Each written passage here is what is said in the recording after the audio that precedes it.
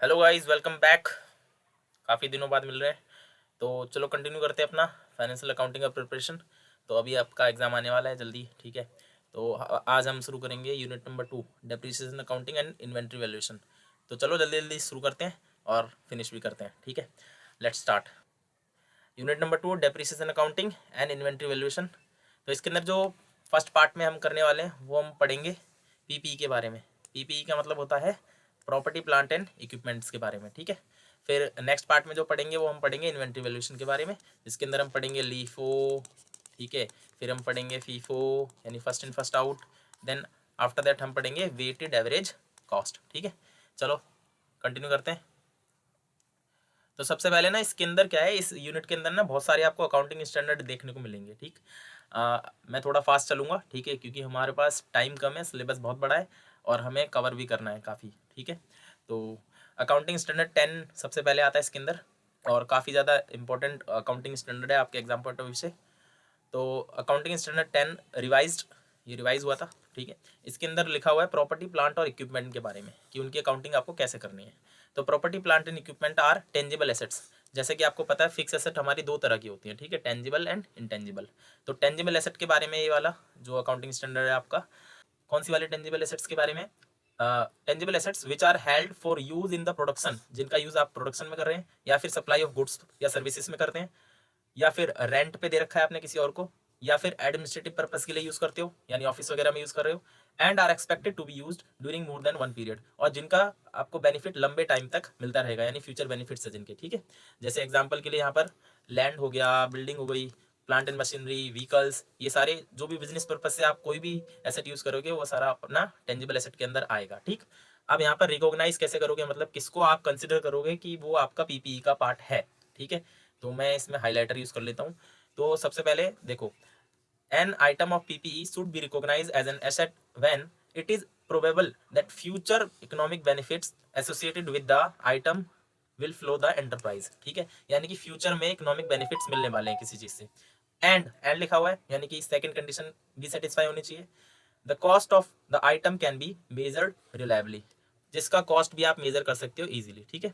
तो उसको आप क्या कंसिडर करोगे कि वो आपके पीपीई का पार्ट है। एग्जांपल के लिए a company purchases a new machine, एक नई मशीन परचेज करिए, और is expected to increase production and generate revenue for next 5 years, जिससे कि आपका नेक्स्ट 5 ईयर तक क्या जनरेट होने वाला है, रेवेन्यू जनरेट होने वाला है। If the cost of the machine can be reliably determined, और अगर आप उसकी कॉस्ट को भी डिटरमाइन कर सकते हो, then it is the part of your asset, ठीक है। ऐसे आपको ये ध्यान रखना है, ये रिकॉग्निशन के बारे में था। अब हम बात करेंगे measurement at initial recognition. Initial cost of PPE के अंदर क्या क्या शामिल होगा, देखो। परचेज प्राइस सबसे पहला, जितने का आपने एक्वायर करा है किसी भी एसेट को, ठीक। इंक्लूडिंग इंपोर्ट ड्यूटीज, अगर आपने फॉरेन कंट्री से मंगाया है तो उसके अंदर इंपोर्ट ड्यूटी भी उसके अंदर ऐड करनी पड़ेगी आपको। And non refundable purchase taxes, और ऐसा कोई भी टैक्स आपने पे किया जो कि नॉन रिफंडेबल है वो भी इसकी कॉस्ट में ही इंक्लूड होगा। After deducting trade discounts and rebates, जो भी आपको डिस्काउंट वगैरह मिला है, नेट जितना पे किया है आपने वो, ठीक है। इसके अलावा any cost directly attributable to bringing the asset to the location and condition necessary for it to be capable of operating in the manner intended by management, यानी कि उसको ऑपरेटिंग बनाने के लिए, ऑपरेटिंग बनाने तक का खर्चा प्लस में उसको लोकेशन तक लाने तक का खर्चा, सब कुछ इसके अंदर इंक्लूड किया जाएगा, ठीक है। And the initial estimate of the cost of dismantling and removing the item and restoring the site on which it is located. इसके अलावा जो आपका ओवरहॉलिंग कॉस्ट है, overhauling cost in the sense जब आप उसको सेल करने जाओगे, है ना, जब उसका एस्टिमेटेड लाइफ पूरा हो जाएगा, ठीक है, तब उसको आप अनइंस्टॉल करोगे, फिर उसको बेचोगे, सेल करोगे, तो उसके लिए भी जो भी डिसमेंटल करने का जो भी चार्जेस वगैरह आएगा वो भी अभी आपको इंक्लूड करना है उसके अंदर, ठीक। अब एक्सक्लूजन्स क्या क्या है, मतलब क्या चीजें शामिल नहीं होंगी इसके अंदर, देखो। Cost of opening new facility, अब आप बोलो कि मैंने तो एक नई फैसिलिटी भी लगानी है ना, लेट सपोज मेरे को मुंबई में, ठीक है, मुंबई में एक नई फैसिलिटी लगानी है, वहां पर मेरे को एक मशीन लगानी है। तो उस न्यू फैसिलिटी को ओपन करने में जो अदर एक्सपेंसेस आएंगे, है ना, दूसरे जो खर्चे आएंगे वो नहीं इंक्लूड होगा इसके अंदर, ठीक। सिर्फ क्या इंक्लूड होगा, जो मशीन का कॉस्ट होगा सिर्फ वो। आप सोचो कि नहीं मेरे को तो नई जगह लगानी है ना, नई फैसिलिटी में लगानी है, तो क्या वो चार्ज भी इस मशीन के कॉस्ट में इंक्लूड होगा? तो नहीं होगा, ठीक है। कौन से चार्ज होंगे? सिर्फ मशीन से related. Cost of introducing a new product और सर्विस, इसके अलावा अगर आप नए प्रोडक्ट लॉन्च करने जा रहे हो तो उसका भी कॉस्ट इसके अंदर इंक्लूड नहीं होगा, ठीक है। एग्जांपल दे रखा है, एक मशीन है, लेट सपोज उसकी कॉस्ट परचेजिंग की 50,000 है, इंस्टॉलेशन कॉस्ट $5,000 है, इसके अलावा ट्रांसपोर्टेशन कॉस्ट 2,000, इनिशियल कॉस्ट कितना हो जाएगा अब इस हिसाब से 57, ठीक है, यानी ये प्लस ये प्लस ये, ठीक, समझ गए। चलो आगे चलते हैं। सब्सिक्वेंट मेजरमेंट, इसके अलावा और भी मेजरमेंट के तरीके हैं। एक कॉस्ट मॉडल है। कॉस्ट मॉडल के अंदर क्या है, asset is carried at its cost less any accumulated depreciation and accumulated impairment losses. Revaluation model है कि हम बीच बीच में रिवैल्यू करते रहते हैं किसी भी एसेट को। The asset is carried at a revalued amount being its fair value at the date of revaluation less any subsequent accumulated depreciation and subsequent accumulated impairment losses. Revaluations should be made without with sufficient regularity, यानी ये लगातार करते रहना पड़ता है, ठीक है। तो दो मॉडल पे आप अपनी एसेट्स को रिकॉर्ड करके चलते हैं, इनमें से किसी भी मॉडल पे रिकॉर्ड करके चल सकते हो। कॉस्ट मॉडल के अंदर हम कॉस्ट पे इंक्लूड लिखते रहते हैं, और जिस डेट को सेल वगैरह करनी है या कुछ भी करना है तो आप उस दिन तक का डेप्रिसिएशन उसको माइनस कर दोगे, तो उससे आपकी वैल्यू निकल जाएगी as on date of sale. और रिवैल्यूएशन में क्या है, लगातार रिवैल्यू करते रहते हैं, ठीक है। अब हम आते हैं कि डेप्रिसिएशन के मेथड्स जो हैं अलग अलग, दैट इज SLM है, WDV है, तो इनसे क्या इफेक्ट पड़ता है बिजनेस इनकम पर, ठीक। Depreciation is the systematic allocation of depreciable amount of an asset over its useful life, ठीक, यानी कि हम क्या कर रहे हैं, यूजफुल लाइफ में उसके कॉस्ट को डिवाइड कर देते हैं एक तरह से। तो SLM एक मेथड है जिसके अंदर हम इक्वल डेप्रिसिएशन लगाते हैं, जिसको ओरिजिनल कॉस्ट मेथड भी कहते हैं, ठीक है, स्ट्रेट लाइन मेथड। तो उसके अंदर सेम डेप्रिसिएशन एवरी ईयर लगता है। इसके अलावा WDV की बात करेंगे, रिटर्न डाउन वैल्यू मेथड, तो इसके अंदर क्या है, डिक्रीज होता जाता है एक्सपेंस लगातार, है ना। तो अगर एक मशीन है आपकी कॉस्ट जिसकी है $1,00,000, जिसका यूजफुल लाइफ आपने एस्टिमेट किया 10 ईयर्स, SLM से लगाओगे तो 10,000 पर ईयर लगेगा। और इसके अलावा जब 10 ईयर्स हो जाएंगे, है ना, 10 ईयर्स के बाद उसकी वैल्यू क्या हो जाएगी, 0 हो जाएगी, है ना। जबकि WDV से अगर लगाया जाएगा तो WDV यानी रिड्यूसिंग बैलेंस मेथड, है ना, रिड्यूसिंग, तो हर ईयर इसका डेप्रिसिएशन क्या होता जाएगा, घटता जाएगा, एवरी ईयर डिक्रीज होता जाएगा डेप्रिसिएशन, लेकिन इसके अंदर कभी वैल्यू 0 नहीं होगी, है ना। तो अब इन दोनों का इम्पैक्ट क्या पड़ता है आओ देखते हैं। जैसे अगर आप ज़्यादा डेप्रिसिएशन लगाओगे, हाई डेप्रिसिएशन लगाते हो, ठीक है, तो इससे क्या होगा, इससे आपके प्रॉफिट रिड्यूस हो जाएंगे, है ना, leading to lower taxable income, जिससे टैक्स कम लगेगा, आपका टैक्स कम देना पड़ेगा। अगर लो डेप्रिसिएशन लगाते हो, एक्सपेंस इंक्रीज होंगे, ठीक है, हाई टैक्सेबल इनकम आएगी। इसके अलावा मैचिंग प्रिंसिपल क्या कहता है, depreciation aligns the cost of an asset which the revenue it generates over its useful life, providing a more accurate picture of profitability, यानी कि आपको ना तो लो लगाना है ना हाई लगाना है, आपको एक ऐसे मैच करके लगाना है कि जितना वो रेवेन्यू जनरेट करे उसके अकॉर्डिंग वो उसको जस्टिफाई कर पाए, ठीक है। अब हम आते हैं इंटेंजिबल एसेट पे। Accounting standard 26, again very important accounting standard है, इस पे शॉर्ट नोट आ सकता है आपके एग्जाम में, ठीक है। Accounting standard 26 which is about intangible asset. अभी हमने ऊपर जो पढ़ा PPE 10 रिवाइज्ड, वो PPE के बारे में था, यानी property plant equipment, which is tangible asset, ये इंटेंजिबल एसेट्स के बारे में, ठीक है।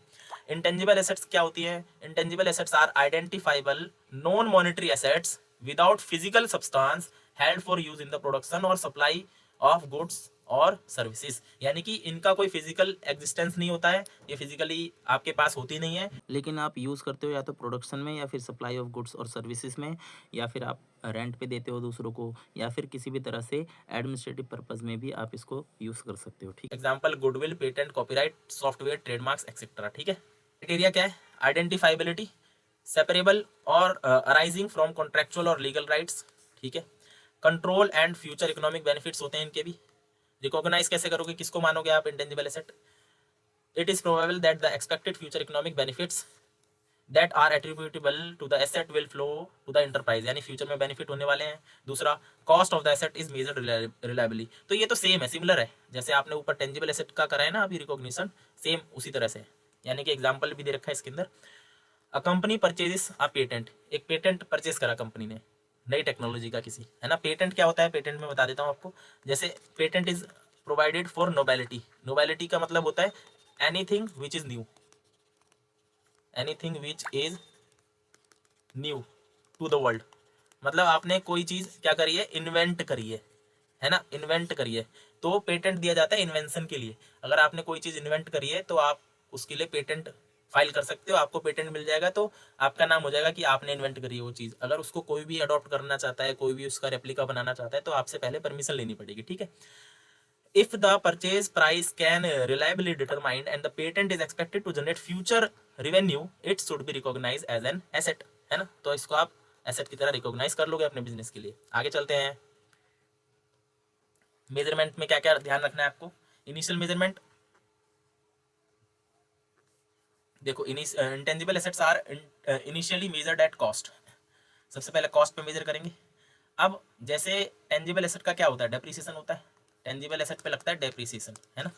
वहीं इंटेंजिबल एसेट्स पे क्या लगता है, अमोर्टाइजेशन लगता है। अमोर्टाइजेशन का मतलब क्या है, decrease in value of any intangible assets over the period of time, ठीक है, दैट इज योर अमोर्टाइजेशन। तो इसके अंदर डेफिनेशन लिखी हुई है, the systematic allocation of the amortizable amount of an intangible asset over its useful life. Intangible assets with a finite useful life are amortize. जो भी फाइनाइट यूजफुल लाइफ होती है, जिनकी फाइनाइट का मतलब जो कि फिक्स है, मतलब जिनको आप एस्टिमेट कर पा रहे हो। Goodwill is not amortise but tested for impairment annually. Example, a patent cost 50,000 and has a useful life of 10 years, ठीक है। तो अमोर्टाइजेशन एक्सपेंस हो गया एक तरह से 5,000 पर ईयर। अब इसके अंदर ना बस रेजिडुअल वैल्यू नहीं मिलती आपको, है ना। जैसे उसके अंदर तो क्या है, रेजिडुअल वैल्यू मिल जाती है टेंजिबल एसेट्स में।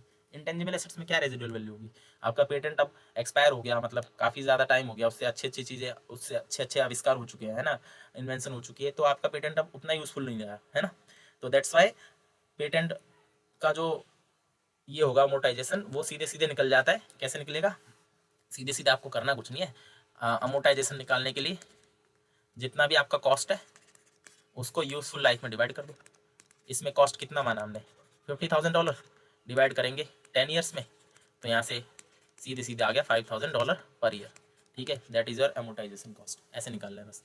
तो that is the theoretical part of your unit number 2, और उसका भी पार्ट नंबर 1, है ना, which is all about PPE, property plant and equipment, जिसके अंदर हमने टेंजिबल इंटेंजिबल दोनों पार्ट्स को पढ़ लिया है। अब यहाँ पे कंटिन्यू करेंगे हम सेकंड पार्ट के साथ।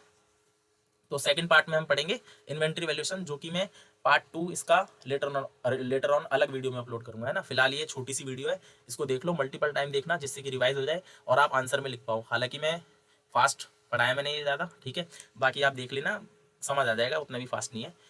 तो इसको देखो, इसको याद करो, पिछली वीडियोज़ भी देखो, ठीक है। 3 वीडियोज़ हो गई अब तक टोटल, एक वो वाली हटा के, क्या बोलते हैं, इंपॉर्टेंट वाली हटा के 2 और वीडियोज़ हुई है ना। तो इन जो भी 2-3 वीडियोज़ हैं उनको देख लो एक बारी, और ये थ्योरेटिकल है, इनको रिवाइज कर लो। शॉर्ट नोट आ सकता है ऐसे 4 मार्क्स की, 4 मार्क्स के 2-3 शॉर्ट नोट बन जाते हैं, ठीक है। तो इसको रिवाइज करो, बाकी हम चलते हैं, और नेक्स्ट वीडियो में मैं अपलोड करता हूँ इसका पार्ट 2, जिसके अंदर हम पढ़ेंगे ये इन्वेंट्री वैल्यूएशन के बारे में, ठीक है। तो उसका थ्योरेटिकल पार्ट भी अपलोड कर दूंगा मैं जल्दी, और फिर उसके बाद प्रैक्टिकल क्वेश्चन करेंगे दोनों पे, ठीक है। Okay, bye bye, take care.